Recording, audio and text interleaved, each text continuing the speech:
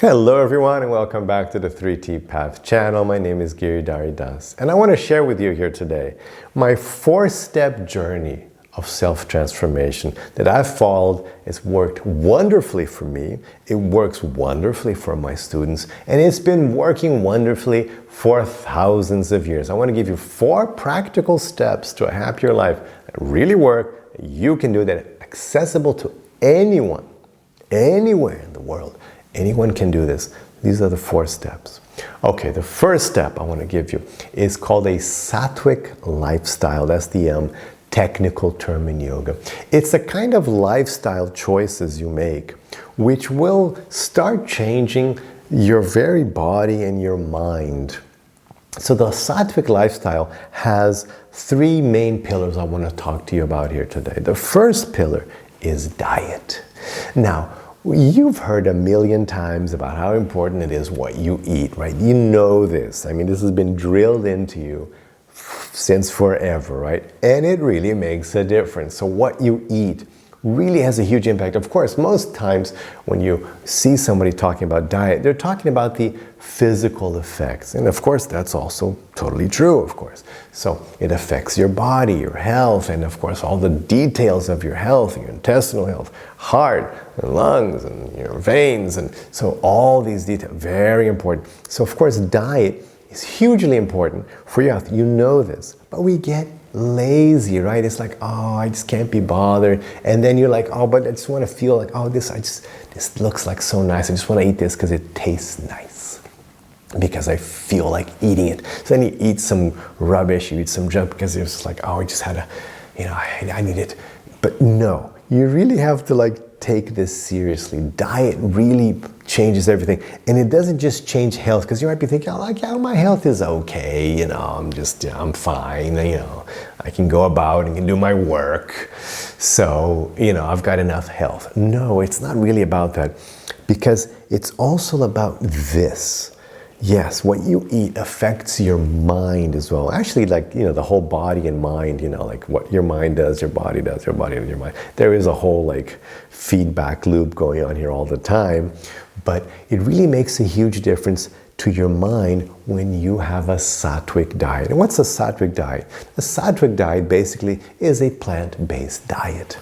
It is the healthiest diet you can have. It's a diet where you're balancing out, you're getting your fresh green leaves, you're getting fruits, you're getting grains, you're getting fiber, you're getting all these wonderful things your body needs. It's actually quite complicated. We've become pretty stupid when it comes to diet.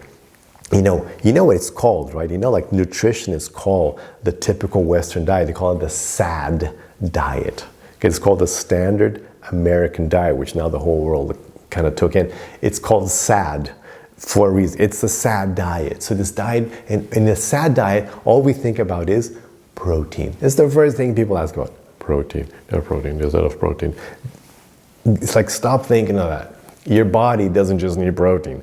Protein is just one thing, and you're going to get all the protein you need with a proper plant-based diet. It's there, and the amazing protein in beans and legumes of all sorts and the nuts. You get tons of protein. No problem with protein. And if you want to have I want to have tons of protein, then there's tons of vegan protein supplements you can take. So don't worry about protein. Trust me, it's not actually, what research shows is that actually excess protein is actually quite bad for you. It will make you age more. All the markers for aging are all triggered by excess protein. So it's actually not something you want to go crazy. You have these ads for popcorn with protein and this with protein and snack with protein. It's like yogurt, but it's come on, man, because it's become a thing, because we become stupid about it. We just think, oh, if I get protein, I'm done. No, you actually need all these other things which are really healthy, which you'll get with plants, with fruits, with vegetables, and with grains, fiber, so that's where you're going to get all these other things. So a plant-based diet is going to make your body get really good. You're just going to feel it. Your body's just going to wow. You're just going to feel that difference. And of course, your mind, and you start having a much clearer mind. It clears up your mind. It makes you think better. Trust me, it's crazy, but it works. So a sattvic diet, and that's why all these yogis, these people who are like, these were like serious mind athletes, these meditators, they all have a plant-based diet because it really works. Even if you go like to shamans, they would like, I'll be 6 months before, like a serious thing, they would like not eat any meat. It's a big thing. So a plant-based diet, leaving out meat, of course, just the bad stuff, like ultra-processed food, the fried food, excess sugar. Just kind of like start replacing those things, just gradually like, okay, a little less of that, a little more of the good stuff, a little less of the candy and a little more fruit, and a little more of like just the processed food, a little more grains and fiber, just gradually. It's so easy today. There are so many websites, so many books, so many restaurants, delivery services, food in the supermarket. It's super easy. When I started, last century, it was much harder. But now it's like people figure it out, and more they're going to figure out that it's like, that's the way to go. It's the healthy diet, the human diet. It's just so easy now, so you have no excuse. Just go on like Amazon, you have a million, you have all the vegan products you could get your hands on. It's very easy now to have a sattvic diet. So very important.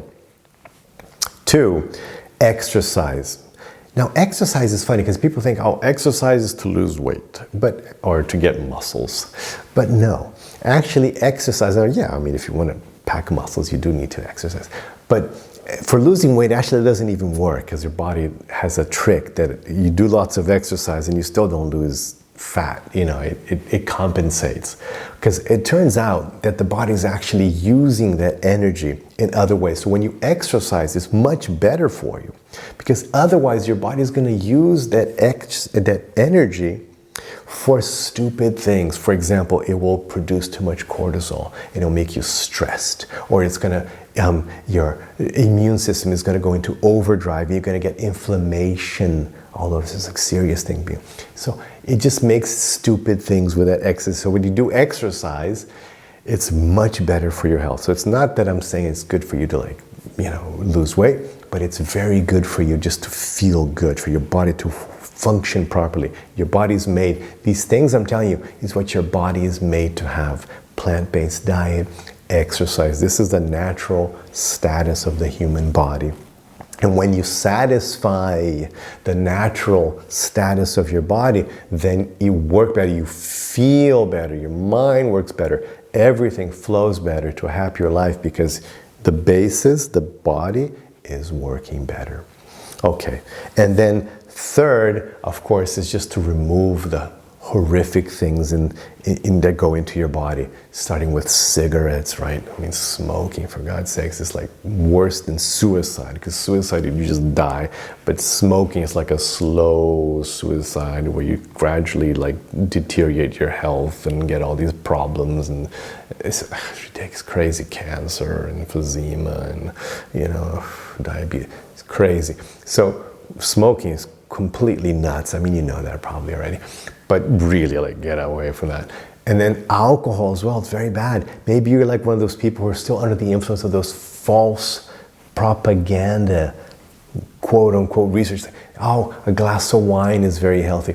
It's a lie. Now you'll see, look up your government's suggestion for alcohol consumption. You'll see it's a scientific fact. All the governments are stating it. No amount of alcohol is considered healthy. 0. That's what you'll see. Government recommendation everywhere. 0. Scientists. 0 amount of alcohol is healthy. So if you want the best amount of alcohol to be healthy, it's 0. So no alcohol. So get rid of alcohol, cigarettes, and of course, what to speak of hard drugs, Get rid of these things because they'll just mess up your mind and your body. So that's a basic thing in life and stuff. There are other details about cleanliness and organization, which are also important, sleeping well for a sattvic lifestyle, but those 3 are the basic things. So now that you have the first one, you've taken care of your body. And this is going to make a huge difference in having a better life. Okay? Second thing, now we're going to be getting a little more subtle. We're going to go inside the mind now. We're working with the outside habits. Now let's work with the inside stuff. So the first inside thing I'm going to say is you have to get away from yourself. Yes, the less me, the better. So we get caught in a little loop. It's very damaging. Like you start thinking about yourself and what you're feeling about yourself and what other people might be thinking about yourself. And then you're gonna, what can I do for that person to think? What are they gonna think about me? And then you're doing things, and it's like you get this crazy feedback loop. It's like a microphone. You're like, it's like you get this feedback loop. You're just thinking about yourself. What do I want? What am I thinking? What do they expect from me? And you just stop. Just get away from you. Don't worry about you. So get away from you and start focusing on others. Start focusing on how to serve others. And of course, if you already have your spiritual life activated, how to serve God, it's like you want to get away from you. The more you get away from you, the better. And that's why, self-realization is so amazing, because you've gotten the most, you got all the way to God, which is the closest, but also the furthest away from your mundane life. So it's just getting away. So if you can think of the family, that's nice. So you're no longer just thinking about yourself. So a very selfish person, I'll only think about myself. It's just me. I don't care about anybody else. So that's a horrible person. Okay. Now a person's thinking about their family. So their sense of me has expanded to the family. So if you're like, that's nice, they're thinking about the family. Okay, that's nice. It's still a bit like, hey, what about the other family? No, it's just my family. But it's nicer. But then let's say you expand your sense to community. So then, okay, that's nice, right? It's not just your family, it's other families in your community. So that's like, oh, getting much better. But what about other communities? So then you expand, like, no, all communities. Then you expand God. Okay, so then it's everyone, all beings, all living entities, animals and trees and forests and people all over the place, from all the communities, from all the families. That's nice. So you want to go all the way, you want to go, keep increasing your sense of identity. So then you finally get to the identity of, no, what does God want? God is taking care of everyone, everything. So, okay. But if you're not religious, no, I don't really, okay, at least just expand it as much as you can. So you get away from me. You want to get away from me. Get away from thinking about yourself all the time. And what's important here is, this is one word, Dharma, purpose. This is like a central thing to everything that I teach, the Bhagavad Gita, the Path of Yoga, Dharma.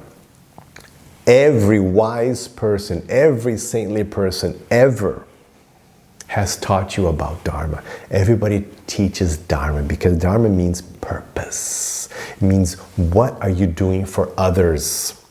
What is the best version of yourself? Given any situation, what is the best version of yourself? How can you best serve in any situation? Ultimately, what we're doing in Bhagavad Gita is we're doing all this as a service to God. When you expanded your full sense and you're focused on Dharma, you're just doing everything as a service to God. What is the best way for me to serve? You're completely no longer here. You're like completely focused on service. I'm here to serve. Don't ask what this country can do for you, what you can do for the country. Great line. Because it's like, don't be selfish, be nationalistic. Think about the country. But of course, we want to go beyond just the country. Because then countries fight and have horrible wars and this disgusting behavior because they're thinking about their country. So let's expand it more. At least let's think of all the beings on earth. At least be an earthling at the very, because at least just worry about all the humans and all the animals and all the forests and this little planet. At least, later you can expand it to other planets. But at least that. So as you expand and you focus on purpose, that's what Dharma is. It's a purpose-filled life. It's a life focused on purpose. That changes everything. You're no longer stuck in a little loop of, what do I want? What do I feel? Oh, I think I want this thing. I think I want that thing. I want to taste that. I want to experience that. I want to own that. Get away from that. And it's just insane. It'll take you nowhere. It just drives you literally mad. You just go crazy. oh, I want this and I want that, and you keep buying this and nothing satisfies you, and then you keep trying that, nothing satisfies you, because it won't satisfy you. Because what you want is Dharma. You want purpose. You want purpose. That's what you want for a happy life. Not oh, I'm satisfying my senses and oh, I had this pleasure. No, pleasure, no, Dharma. Then you will get happiness. Your pleasure will come naturally. So you focus on purpose. In any situation, think, what is the best version of myself? How can I best serve in this situation? And the more you can create this focus on Dharma, the more you'll feel this joy, this purpose. Your life will make sense. You'll have a life that has purpose. It makes sense. There's a reason of existence because now you're serving. Very important concept. So that's 2. 3, a central theme in my work, the 3T path, which is getting away from the fantasy paradigm and going towards the reality paradigm. So what are these 2 things? The fantasy paradigm, your mind, you have this special ability to time travel. Maybe you're not aware of it, you don't think it like that, but the human mind has this special ability to time travel. What I mean by that is you can be here, but then your mind can go to the past. And your mind will slip to the past and it's like, oh, that person said this thing and I shouldn't have done that thing and I feel guilt or I feel anger and I was cheated or I cheated. Like, oh, what did I do? So your mind's in the past. It's no longer in the here and now. Or your mind will go to the future. Oh, I'll be so happy when I buy that car. Man, can you imagine if I was that person living like, oh, if I was on stage, if I owned that apartment, if I had that job, and then I would be, your mind is like fantasy. If I get this, if I pass this thing, then I'll be happy. If I buy this thing, I'll be happy. Your mind is in the future. Conditioned happiness is called in psychology because you're creating conditions to your happiness. I'll be happy if I buy that. I'll be happy when I get this, when I marry, when I divorce, when I have kids, when my kids are out of my house. And then you create all these things. It's all false. It's all fantasy. It's not real. It's like past is, you made it up. The future doesn't exist. It's all fantasy. It's the fantasy paradigm. Right now, in the here and now, this is real. This is the only real thing. So you want to bring your mind, you want to train your mind slowly to get away from this. Oh, you're in the past. You notice your mind's in the past. Bring it to the here and now. Your mind's in the future. Bring it to the here and now. You want to live reality. Be here now. People might think, oh, but my life is so difficult now. I can't be in the here and now. I want to fantasize because I have to get out of my life. It's so horrible. No, it actually works the other way around. I know people who were actually tortured. My uncle was he fought the military dictatorship in Brazil back in the 60s. So he was actually tortured. They were actually tortured, like proper, full-on, nasty torture. And what you hear from people who were tortured is that the only reason we got through it is because you have to bring your mind to the present. If you were to think even 5 minutes to the future, you couldn't do it. You couldn't go through that thinking that it was going to continue. You had to be completely present. This is being tortured. What we're talking about being the here now is called mindfulness. Did you know? And of course, there's mindfulness courses all over. Very popular. And did you know the biggest use of mindfulness is for treating chronic pain? Yes. Chronic pain. Mindfulness has been shown to be more effective for treating chronic pain than drugs. So we're talking about pain, we're talking about torture, physical pain and torture. And it's better to be in the here and now for that. What to speak of some situation you're going through, some difficult existential situation. It's always better to be fully in the here and now, fully aware, connected with reality, focused on the last item, Dharma, your purpose, the best version of you, focused on the here and now, living, capturing, the essence of just what's happening right now, of just being, of just existing, or if you're already connected with God, of your connection with God, in the here and now. That's where it happens. So very important. Item 3, reality paradigm. Now, the fourth item may sound a little, I used to be an atheist, so I know it's sometimes like, oh God, don't talk about God. You don't want to hear it. But the fourth item is to seek self-realization. Seek self-realization. Go beyond, like, oh, but I don't want. Start asking yourself then, who am I? Where have I come from? Where am I going? What is consciousness? If there is a God, what would that be like? How would that work? Where can I find out about this? Just research it. And if you already have something, maybe you've started, you feel something, you're religious, you feel connection, go deeper. Go much deeper. You can go, there's no limit to the expansion of your consciousness. So you can go much deeper, really work on it. The more you work on it, the better. It only gets better. I've been doing this for over, for 30 years. It just gets better and better and better. There's no limit. And in this testimony, people will tell you this. It doesn't stop getting better. So the more you work on your self-realization, the better you'll be for you. So that's it. Those are my 4 steps. Again, they're accessible. Anybody can do them. So it's a sattvic lifestyle. It's getting away from yourself. Stepping away from yourself and focusing on others, focusing on purpose. 3, being in the here and now, getting away from the fantasy paradigm and living the reality paradigm. And 4, working on your self-realization.